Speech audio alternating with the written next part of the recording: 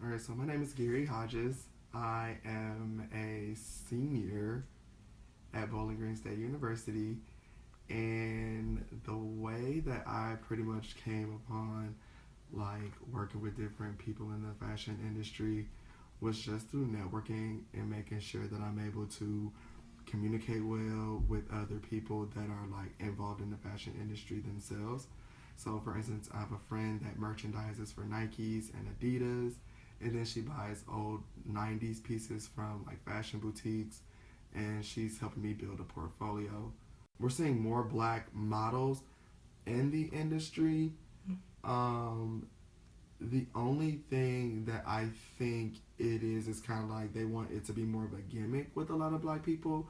So it's kind of like, for instance, like a lot of black gay males are making it more, especially the ones that are a little more flamboyant, that are that are open to the gay community.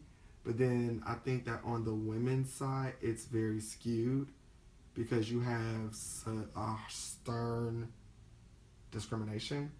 So, for instance, they'll put a black female model out there, but they would prefer her to wear a weave and they would prefer for her to be taller and slimmer. But black people naturally have curves, and we have thousands of different hair textures. Like, one person can have about a good 6 hair textures in their hair, a little bit though, like sometimes. Well, actually, a couple of us, we went and auditioned for America's Next Top Model, and when we were there, they kind of they gave us our numbers in a weird like way, and they kind of wanted to separate us with our groups, of course, like so you can branch out and meet other people.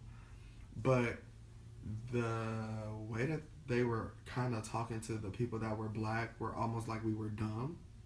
And my one friend, she looks like she's white, but she's just actually very, very light skinned. And they just gave her like the creme de la creme treatment.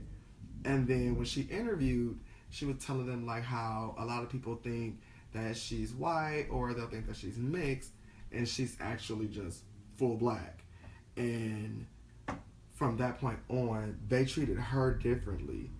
We need more African American representation, and not always put in an urban way.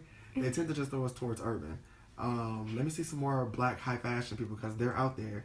I think we need to be more open to black designs and things that are coming from the black community, because there are a lot of designers that don't get a chance because they're in poverty. So a lot of people overlook them.